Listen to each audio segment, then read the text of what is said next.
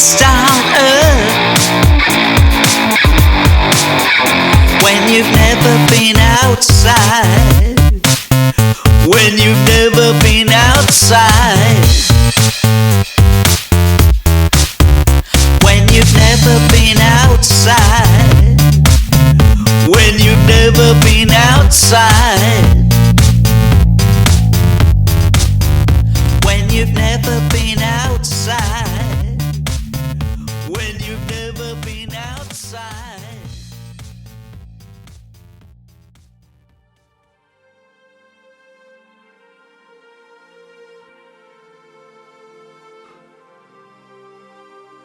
By the time you read this, I will either be officially insane, or the world will have ended, in which case you won't be reading this, so sorry to have bothered you.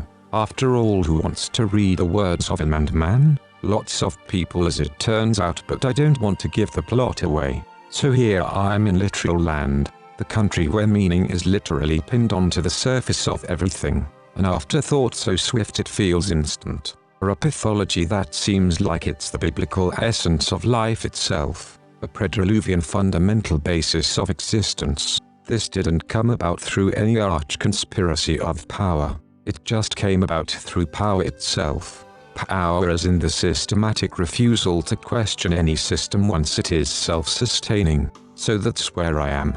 That's the world I find myself driving through in an aqua blue Skoda Fabia 2011 plate. This car does not hover and it does not run on water, nor does it plug into the fossil fuel-based national grid of literal land.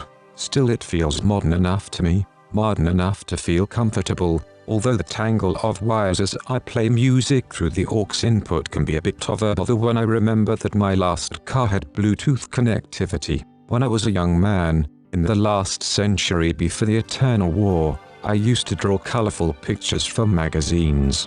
Often these pictures would be about a new scientific breakthrough. It seems funny that hand-drawn pictures are still seen as a good way of looking at the facts of science. Science being the faith we all adhere to in literal land. I heard a girl on the radio who described herself as CNC as opposed to the rather quaint and mirth-inducing religion of her parents' generation. Anyone who is sane is CNC. When I think of this, I think of the Truman Show. CNC is great for laboratories, but the glass-walled autopsy chamber is a finite space. So once I did this colorful picture about Bluetooth, which was this new way of objects communicating to each other. I drew a lively conversation between a kettle and a washing machine. I think my approach to humor involved making something modern seem quaint. This is particularly funny now that we still talk about Bluetooth as if it's really modern. Here in literal land we like telephones, and I sometimes like to think about what would have happened if some other technology had gone stratospheric instead. Desk lamps, for instance. We could be living in a world where the desk lamp is all-encompassing, and getting the new and latest desk lamp is of vital importance. I'm sure a Bluetooth desk lamp exists, so perhaps this is not so far-fetched here in literal land. So, the year is 2020 and I'm in my Skoda Fabia 2011 plate. Can you believe how far in the future I am? I am driving down a dual carriageway after taking my son to work at a sports center attached to a village. He is a lifeguarder, and this is a source of much patriarchal pride for me, although I am always aware of the limits of living vicariously, which is an easy trap for parents to fall into in literal land.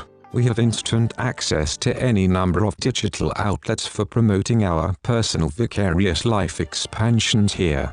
When I was a boy, the thought of being a lifeguard would have been absurd, but that was in the last century before the total eternal war started. Now we all are converted to the religion of the gym, and keeping fit is not so much a pastime as a commandment. Still, my son is benefiting from this upsurge in centers for keeping the body active and well-toned. Each week more money is digitally transferred into his bank account, and now I'm certain he has more than enough virtual money to buy his own Fabia Skoda in whatever color he likes. But these are ecologically minded literal times, and for him to purchase his own Skoda Fabia would be almost sinful. Well, sinful against God if we in literal land believed in an actual God, but we don't, so instead we have decided to return to the puritanical self-discipline of the Methodists, who were a type of ultra-functional Christians. What's interesting about this is that when I was a small child I always felt religious people were funny because they didn't actually believe in a God. They just liked the way religion could be controlled like a train timetable, and that's fine, because that's what we have now with all the Puritans who say it's our excess that has led to the imminent end of the world. Outside it's raining and windy, so I'm driving carefully. The windscreen wipers are swooshing in intervals. Do you ever feel like your life is repeating patterns in an attempt to tell you something? How can life be trying to tell me something, you might ask? After all, life is just the substance you are living within, or the aggregate, so to speak. But anyway, that's how I feel sometimes. You see, last night I was driving home on the same road because I had driven my son to a gathering in a remote country village. It was literally remote, so not remote like the digital vicarious world of literal land. No, this was a remote village, and my son has friends who live there because they too were members of the same competitive swimming club. These friends seemed to live in a bubble outside of the literal world I'll living, but that might just be because they are very wealthy. How my son became friends with such well-off people is a mystery to me, but there I was driving home having dropped my son off at the gathering. The radio announcer was telling me that there was going to be bad weather the next day and that tiles might be blown off the roofs of buildings. And here I am again on the same road, only this time I can see the wind blowing the trees in a frenzy to welcome the oncoming storm. The rain is not too bad, but I have a bad feeling about the weather. Earlier I had stopped to put some unleaded petrol in my Skoda Fabia, and I said to the man selling the petrol, "Do you think this is as bad as it will get?"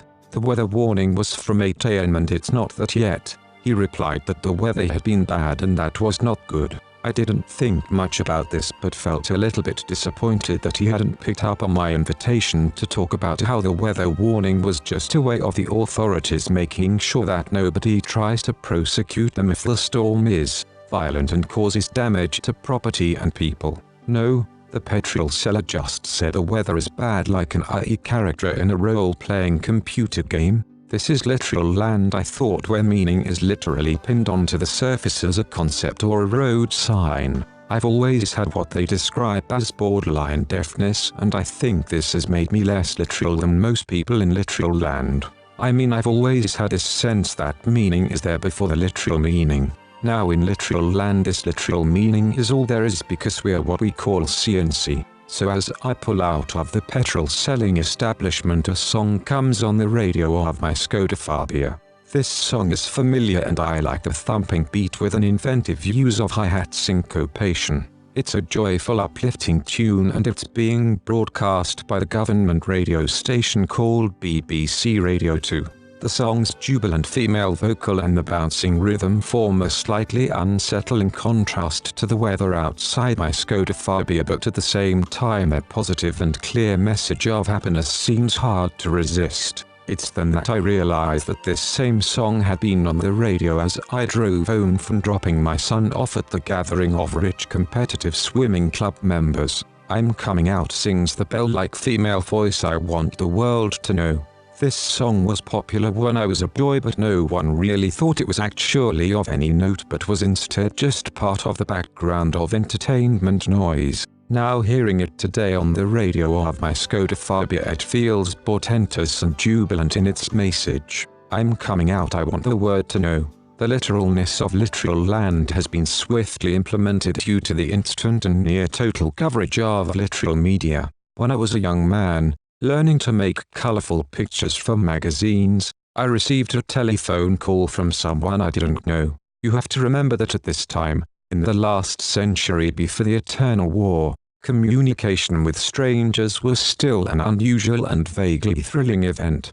The voice on the phone said, "Are you Mikey Georgeson, the same Mikey Georgeson who painted the giant mural in the Coop Park?" I said I was, and the voice asked, "What do you think of how the folk punk group The Levelers have used your painting as a backdrop for their publicity photographs but have not credited you or paid you any actual real monies?" Now remember, I was talking into a telephone with a coiled wire attached to the receiver, and for me the telephone as a device was still very much like a toy that we would delight in connecting between my neighbor's bedroom and my bedroom. In other words, this dialogue was a funny game and not actual grown-up real life. I felt sorry for the voice talking to me that they needed to make sense of life through apportioning blame. It's a bit cheeky, I must admit, because I sensed that the voice's game needed me to say I was not happy that this folk punk group had not given me credit for the mural I had painted and they were now posing in front of in their publicity photographs. The next day on page 3 of the local paper, the headline announced local artist brand level as cheeky. My friends and tutors at the university all thought it was funny that I had taken a stand against this group of folk punk musicians. I had a strange feeling that this was how journalism worked, and now here we are in literal land where being CNC is being like a journalist. Journalism only works if we all agree on the correct categories, a bit like a train timetable. These categories are hardened and infinite, and this is why the television presenter with pure white hair called Philip Schofield had to come out.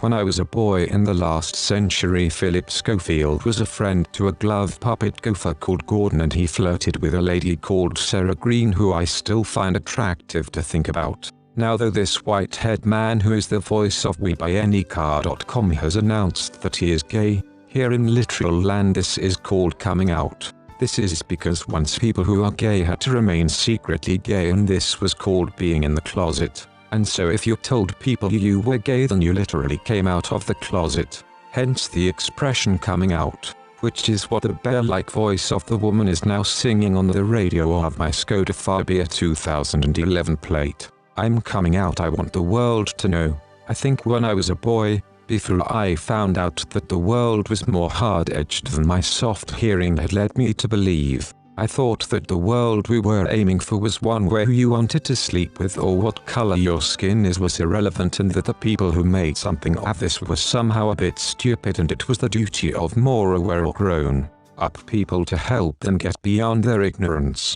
But that was before I woke up in literal land.